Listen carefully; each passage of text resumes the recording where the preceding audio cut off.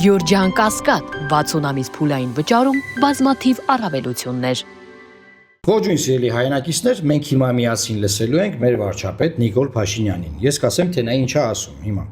Եվ թոշակառուների մասին։ Հարգելի գործընկերներ, 2025 թվականի հունվարի 1-ից թոշակառուների եւ նպաստ հաշմանդամության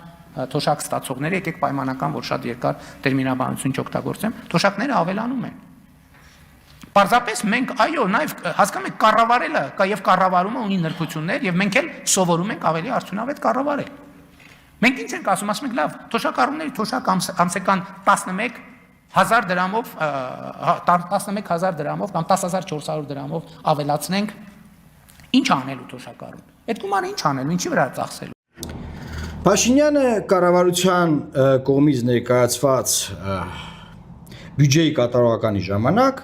ասում է, որ թոշակները 10,000 դրամով բարձրացնենք, ինչ է անելու թոշակառուն, ու սկսում այնտեղ տարբերակներ քննարկել, բան վերջում ասում է, դե չենք բարձրացնում ամսական 10,000 դրամով կամ 10,400 կամ 10,500 դրամով, այս Փաշինյանն, այսինքն ֆիքսում ենք, Ժորժ ջան։ Սա Փաշինյանն է բացատրում, որ թոշակները որ բարձրացնենք, ինչ է անելու թոշակառուն այդ փողը։ Հիմա գալիս ենք, տեսեք ինչ ենք նայում, տեսեք։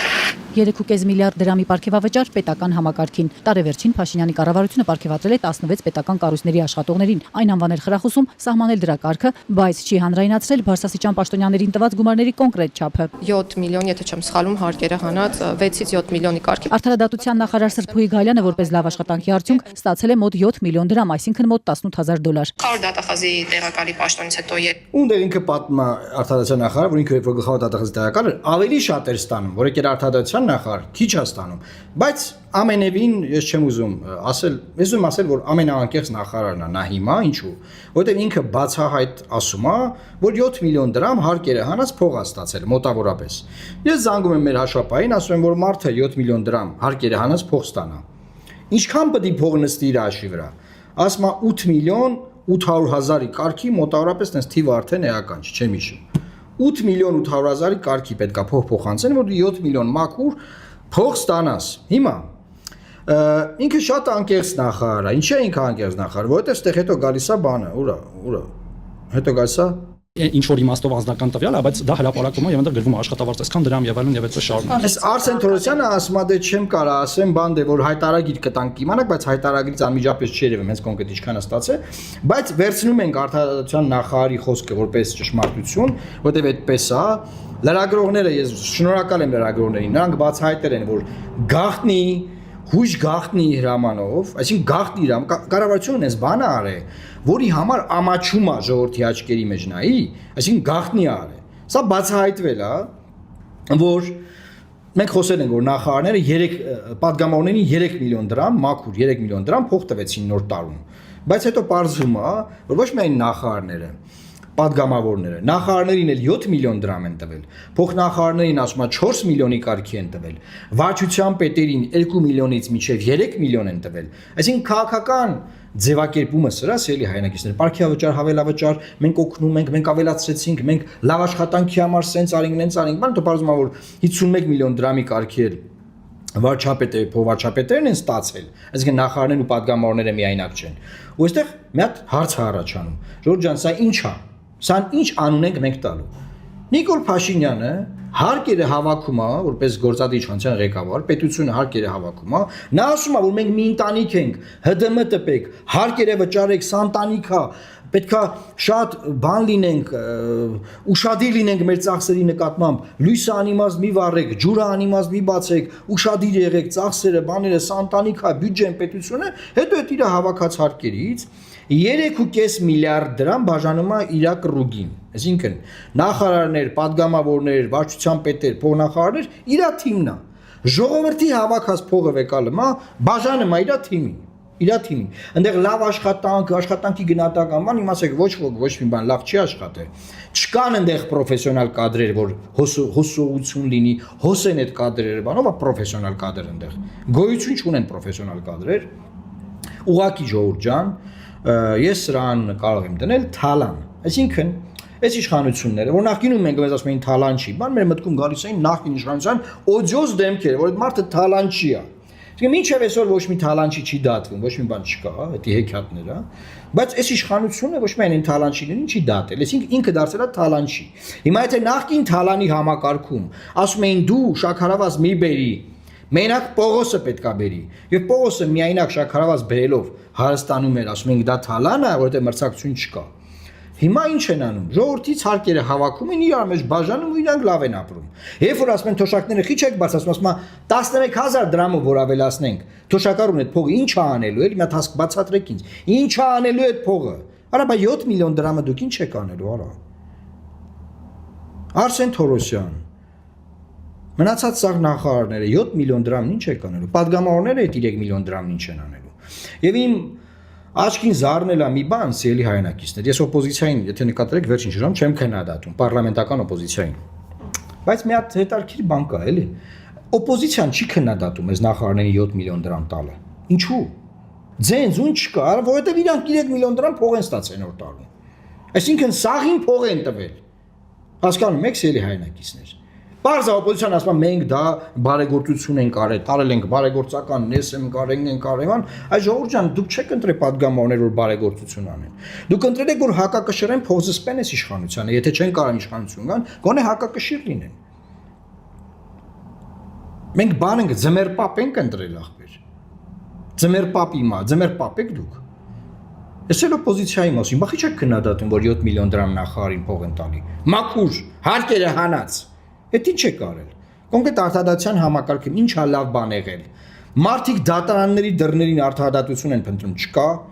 Դատերը ձգձգվում են անդադար, ուշացած արտադատություն, այսպես կոչված։ Բանտերում մարդիկ մահանում են։ Տարվա ընթացքում 25 թվականին քանի մարդ է մահացել բանտերում։ 10-ից ավել։ 7 միլիոն դրամ որ ինչ եք ստանում, էլի մի հատ կարակ բացատրեք, ինչ է կարել։ Վարչապետ, փոխնախարարներ, փոխվարչապետ, ինչ է կարել ժողովրդի համար, որ այդքան փող ստանում են։ Ոչ մի ոլորտ, ոչ մի բնակավար չի աշխատում։ Այս ժողովրդին ոչ մի որակյալ ծառայություն, պետությունը չի մատուցում։ Հիմա գամ հարկահավաքության մասով։ Այսինքն նայեք, երկու ձև կա արդարության։ Արդար բոլորի հարկերը հավաքել, արդար բաշխել։ Փաշինյանի կառավարությունը հարկերը արդար չի հավաքում, բացատրեմ ինչպես։ Նախորդիվ ես ցույց էի տվել, խոսել էի, որ Ազատություն ռադիոկայանի ռեպորտաժ կա, մանրամասն փաստերով, թե կառավարությունը ինչքան իրանց շրջապատի մարդկանց տվել է արտոնություն։ Այսինքն բիզնես է անում։ Քեզ 100 միլիոն դրամ արտոնություն են տալի։ Դու էլ ես անում, այլ քեզ 500 միլիոն, 1 միլիարդ դրամ, չգիտեմ, տվել է ինչ որ։ Եվ դրանք բոլորը բացահայտված են, որ իրանց կողու կշտի շրջապատի մարդիկ են։ Այսինքն հարկ հավաքելուց դուք հարամություն եք անում։ Հարամ ձևի եք հարկերը հավաքում, անարդար։ Կեսից հավաքում եք, կեսից չէ։ Լավ են կեսի հավաքած հարկերի հաշվինել, հետո անարդար ձևից ձեզ փող եք տալի մնացած ինչ է։ Բայց հազարավոր ուսուցիչները, պետական բյուջետային աշխատողները, բա նրանք 7 միլիոն դրամ որ դուք ձեզ տվել եք, դուք ասենք ինչ երեսու։ Դե Արսեն Թորոսյանին ես հասկանում, հարցում են Արսեն Թորոսյանին, ասում են, ինչքան է ստացա, ասում է, դե դա անձնական տվյալ է, ախր հասկանում եք, դա, այսինքն ժողովրդից փող է ստանում անձնական տվյալը ո՞րն է։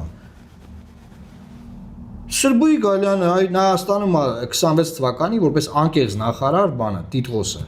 Օսկար է ստանում ինքը, որովհետև Սրբույի Գալյանը անկեղծ ասավ 7 միլիոն դրամի կարգի փող անստե ասավ, մաքուր, հարկերը հանած։ Չկա sense բան, չկա ժողովուրդ sense բան։ Դուք ճոգում եք ոնց են հեծնե մեզ բոլորից ու մեզ քշում են սրանք։ Մեզ քշում են ու իրանք սովորական թալանչիներ են։ Նրանք մի ձևի էին մեզ թալանում, զանգ մի քիչ ուրիշ ձևի են թալանում։ Բան չի փոխվել, թղթաբանությունն է շատացել։ Հայտնի անեկդոտի նման։ Հիմա կամ օպոզիցիային։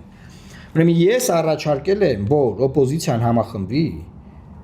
եւ այս իշխանությանը փոխի։ Եթե բոլոր օպոզիցիոն ուժերը անկեղծ են դրա մեջ, նրանք կհամախմբեն։ Եթե անկեղծ չեն, ինչ որ ձայներ եմ լսում։ Դժվար է, լավ գաղափար է, բայց դժվար է։ Մտածում եք Նիկոլ Փաշինյանի իշխանությանը փոխելը հեշտ ալնելու։ Այո, դժվար է։ Բայց լավ բանը դժվար է լինում, դժվար է բոլորով համախմբվել եւ հաղթել, որովհետեւ համախմբվելն է դժվարն ու հաղթելը հեշտ է։ Եվ հենց համախմբվելը դժվար է։ Սպասում եմ քաղաքական ուժերի արձագանքներին այս թեմայով։ Սպասում եմ։ Ես եւ դեռ հույս ունեմ, որ մենք կարողանալու ենք այդ մեկ բևեռ, մեկ ցուցակով ձևավորած ուժով գնալ առաջ, որտեղ այդ ուժը հենց ձևավորվեց, իշխանությունը այդտեղ ավարտված է, վերջացած է։ Այդ գաղափարը ես իշ դրել եմ շրջանության մեջ, ես թիրախավորված իշխանության կողմից հարձակման տակ եմ։ Ինչի որտեղ այդ գաղափարից սարսափում են իշխանական բլոգերները, այնտեղ ստահակներ կան, որ այնտեղ AI-ով արհեստական բանականությունով ինտեր են սարքում, բոլորով հարձակվել են ին վրա, ինչի, որտեղ գաղափար են բերի առաջ, որով իրանք ջախջախվելու են։ Մնացած բոլոր գաղափարներով իրանք վերընտրվում են, հասկանում եք ինչ եմ ասում։ Հենց որ սիրելի ընդդիմադիր գործիչներ, եկեք նստենք խոսենք։ Թալանչիներին պետք է հեռացնել։ Թալանչիներին։ Իսկ թալանչի լինելու պատասխանը, ձևակերպումը, անգլերեն ասած definition-ը, ռուսերեն ասած աչոտը, պատասխանը ձևակերպված է։ Ով է թալանչին։ Այս մարդիկ թալանչիներ են։ Հստակ է։ Ոնց են ընտանիքի հրճակված բյուջեն իրանք հիմա վատնում։ Թե բա 11000 դրամը թոշակառուն ինչ անելու։ Սիրելի թոշակառուներ եւ սիրելի հայրենակիցներ, տարածեք այս նյութը, բազմապատկիկ այս էֆեկտը եւ դիմեք ընդդիմադիր ուժերին, որ դուք պահանջում եք, որ լինի միասնական ընդդիմադիր բևեռ։ Կոմենտներում գրեք ձեր կարծիքը նաեւ սրա մասին։ Լավ մնացեք, այսօր այսքանն էր։ Աստված պահապան Հայաստանի Հանրապետությանը։